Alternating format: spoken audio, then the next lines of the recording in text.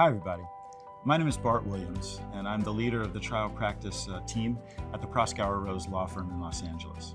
It's my privilege to talk today on the topic of cross-examination. My background is that early in my career, I worked as a federal prosecutor, prosecuting primarily white-collar criminal cases, among some other types of cases as well. But for the past 30 years, since that time, my practice has been doing trials, typically business trials, sometimes for the plaintiff, more often for the defense, but I've been on both sides. I occasionally will do white-collar criminal defense today, but my area of expertise is on being a trial advocate in business cases. Today, I'm going to talk to you about cross-examination. Obviously, it would take quite a bit of time to cover all of the do's and don'ts of cross-examination, all of the techniques. I'm not going to do that today.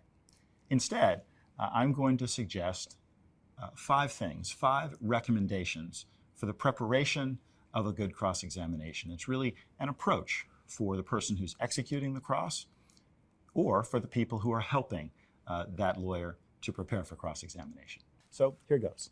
Recommendation number one. What kind of witness is this? What's the goal of the cross-examination? And I tend to put witnesses into one of three buckets. Bucket A is the witness that I seek to limit. That is, I like to think of it as putting the witness in a box. How can I describe the limitations on what this witness can and cannot do? Every witness has limitations. Almost no witness covers the entire case and all of the things that the other side of the case has to prove or disprove. They all have little components. And so the approach that I take is, okay, so what is it that this witness does that is finite, and how can I establish all of the things that this witness cannot do? That's the approach. It's how can I put the witness in a box? Here's an example. Let's say it's an expert witness, and this witness can establish the fact that a particular substance is found in a person's body. They can't tell you if it's good for them, bad for them, toxic to them. They certainly can't say whether it causes cancer or not. Their job as, say, a pathologist is to establish that there's a substance of the type that is the subject of the case in their body. That's all they can do. A good part of the cross-examination is describing all of the things that that witness cannot establish. Doctor, you're not here to establish that cancer was caused by the appearance of the substance in the body. You can't tell us whether it's toxic at all. Your job isn't to do that. That's not what you're trained to do. And on and on and on about all the things that the witness cannot do. In a business case, sometimes the box or the limitation of what the witness can do is established temporally. They weren't at the company at the time that big decisions were made. At the time the email that is the focus of the other side's case was written, this person wasn't even there, didn't receive it, didn't know. Limitations on what they see and did. The classic example would be in a car crash case where a person's attention was drawn to the crash by the sound. They turned their attention after the accident, so they can't tell the jury anything about what happened before, how quickly cars were moving, etc. That's the classic box for a witness in that type of a case. So the first category, the first effort that I make is to figure out, is this a witness that I'm going to limit? Category B, what's a second type of witness? This is the witness that you seek to discredit.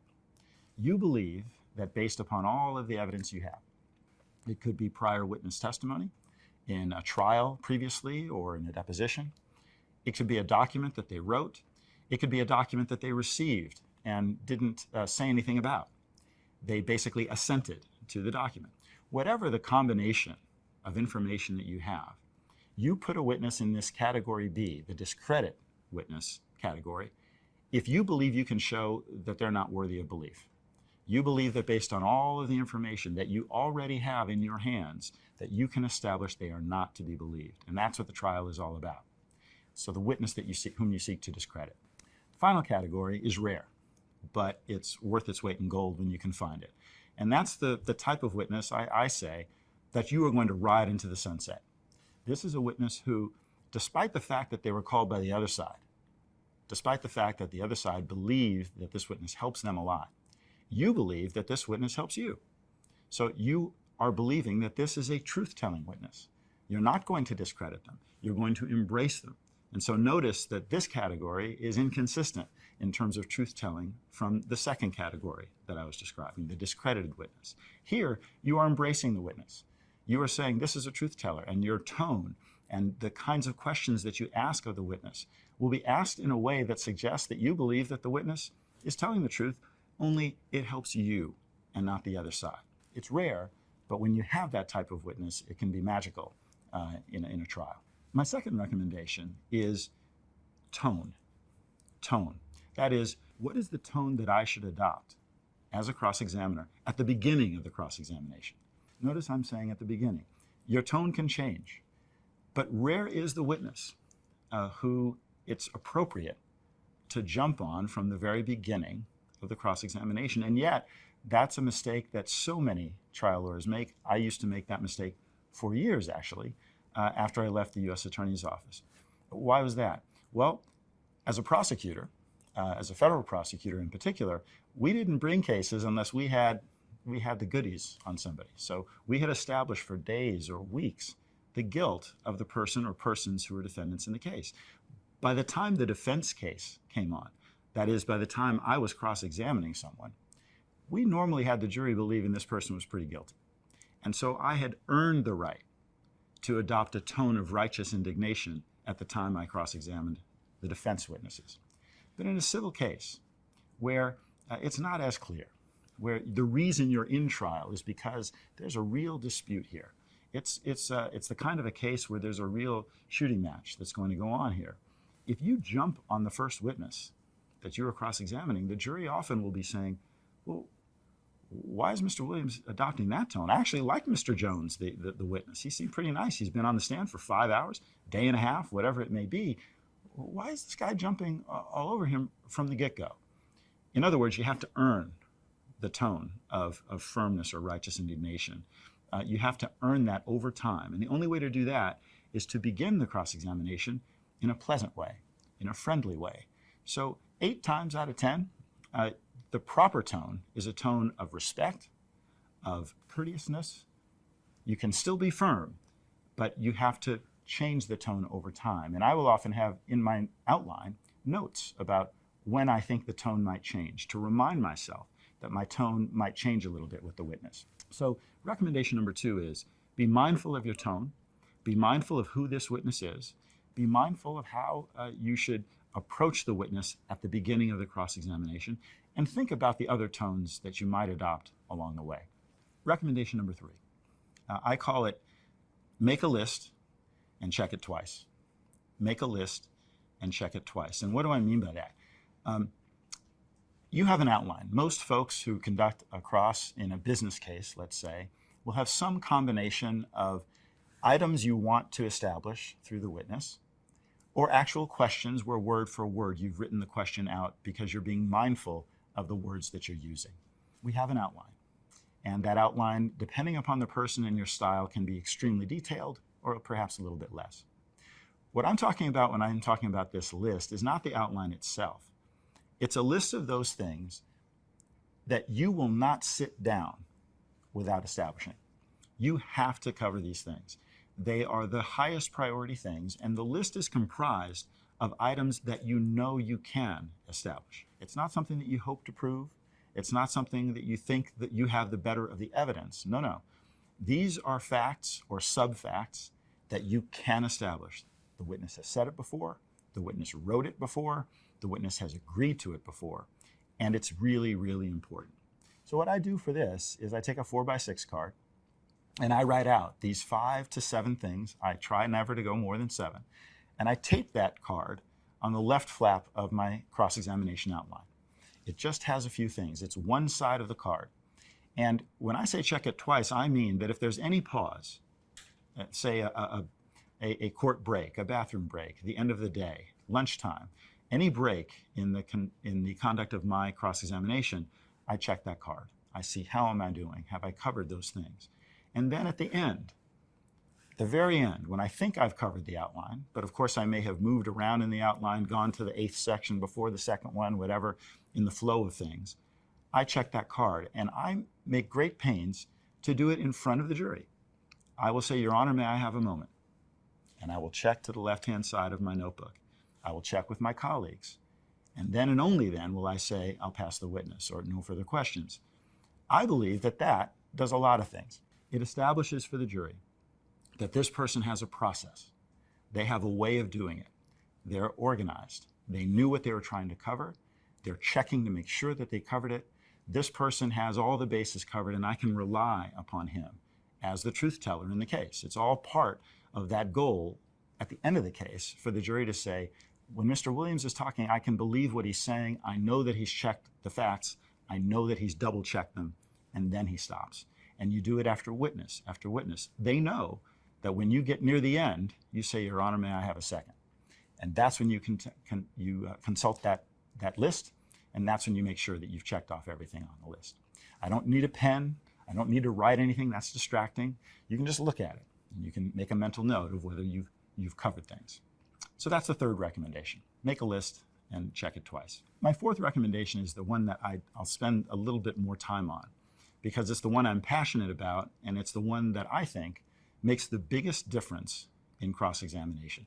By far, this is the most effective technique that cross-examiners have been using for a long, long time, but for some reason, people don't do it enough. What am I talking about?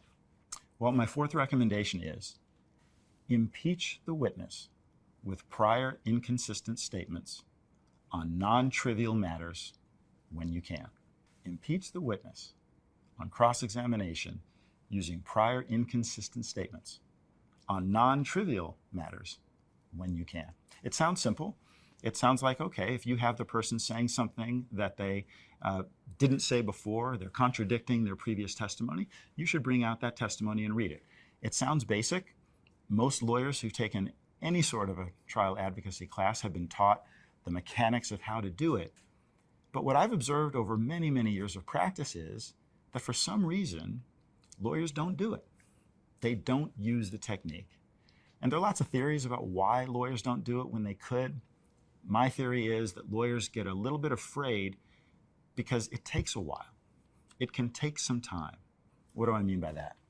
Well, those of you who've tried cases and have tried cross-examination and have tried to impeach people know that sometimes the first thing, when you pull out that prior testimony and you have the notebook with the prior inconsistent statement from their deposition, the first thing the other side is going to do is going to say, Your Honor, I don't have the statement in front of me. May I have a moment? So they delay while they search at their table for the pamphlet that contains the prior testimony. Then they ask for time to read it. Then they say to the court, Your Honor, this doesn't seem to be impeaching at all. This isn't impeaching testimony. By this time, a minute, 90 seconds has passed. The jury may or may not remember what the question was. The witness may or may not remember what the question was. And that's the goal of the lawyer on the other side, is to delay and to make it hard. But despite all of that, and despite the fact that lawyers do that all the time, almost reflexively, the first time you impeach a witness, they won't necessarily do it the second or the third or the fourth or the fifth. And why won't they? Because if you do it right, if you are impeaching the witness on something that's important, that's not trivial. So for example, if the person testified on the stand that it was cool on the night in question, and their previous testimony said it was 52 degrees on the night in question, well, that's quibbling. You know, to some people, 52 degrees is cool. To some others, it may not be. That's not proper impeachment.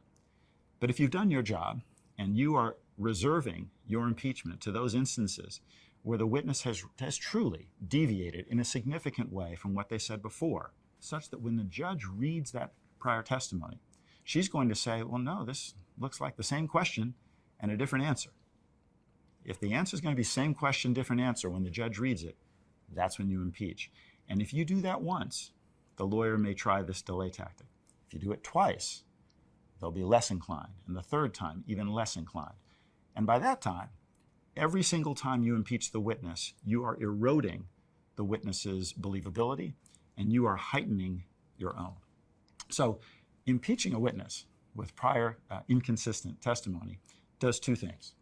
First, it establishes control over the witness, which is the most important thing for cross-examination. The reason the system allows us to use leading questions that suggest the answer, like, isn't that so, or isn't that correct?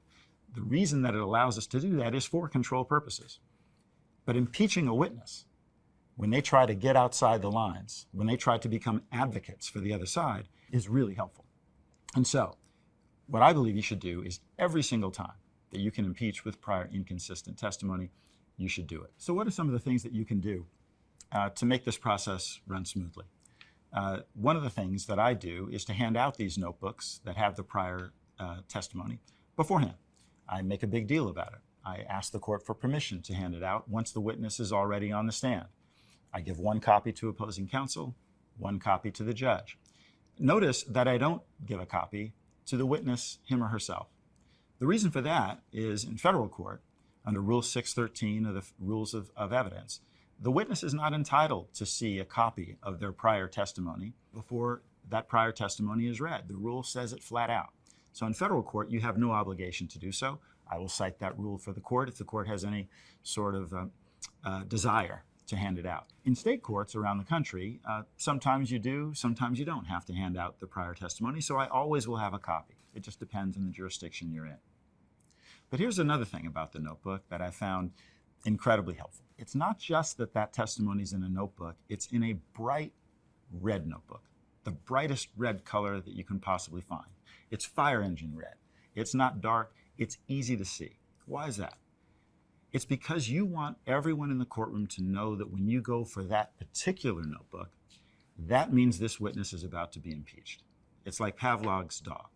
So you've handed out a bright red notebook to opposing counsel, another bright red notebook to the court.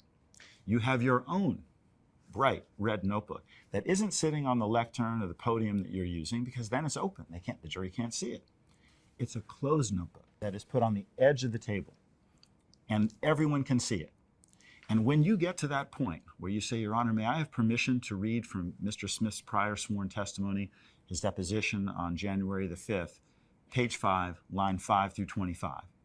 You then take a step towards the notebook, and you pick up the notebook and open to that page, and then you read from it. Once you've done that once, twice, 3 times, the effect is palpable. Everyone in the courtroom knows that when Mr. Williams is taking a step towards that notebook, something's about to go down. This witness is about to be made very uncomfortable because I'm going to be reading questions and answers that are contradictory to what they just said. I've had the experience multiple times where by the 3rd or 4th time I'm impeaching the witness, once I take a step towards that red notebook, the witness will say, oh, if I said it differently before, then I must have said it, that must be right. I must have said it differently. Before I've even gone to the notebook. And I'll say, when they do that, I'll say, that's very nice of you, but let's check. And I'll take the notebook and we'll read the questions and answers and confirm that in fact they had given meaningfully different testimony on a prior occasion.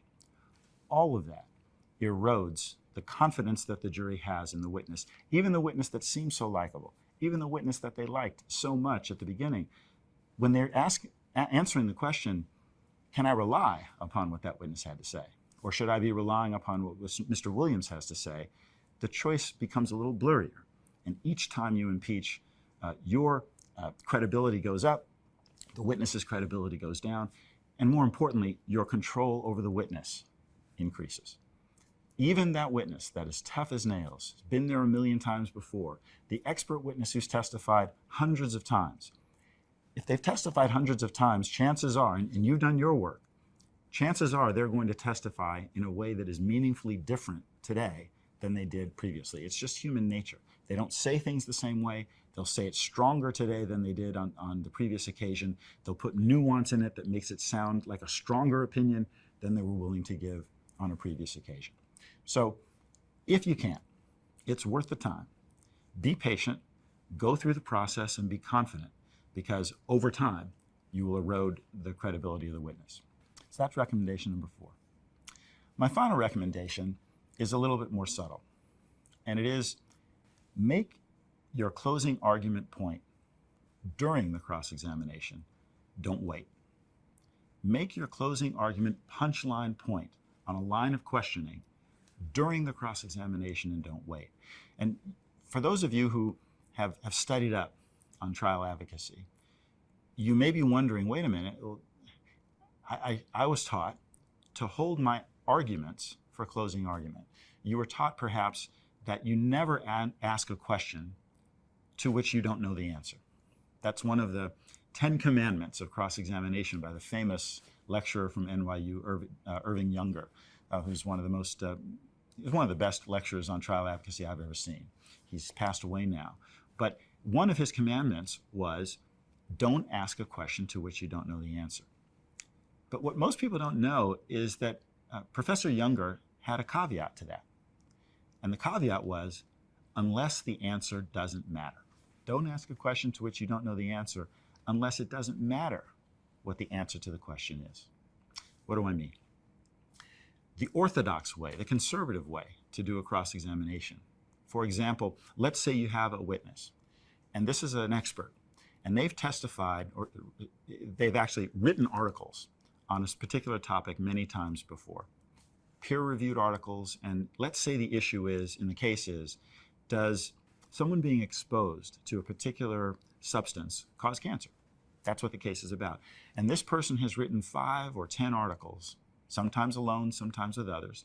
And those articles say, I believe that there is an association, a correlation between exposure to this substance and cancer. But they've never actually said that exposure to the substance causes cancer. They've said more study is needed.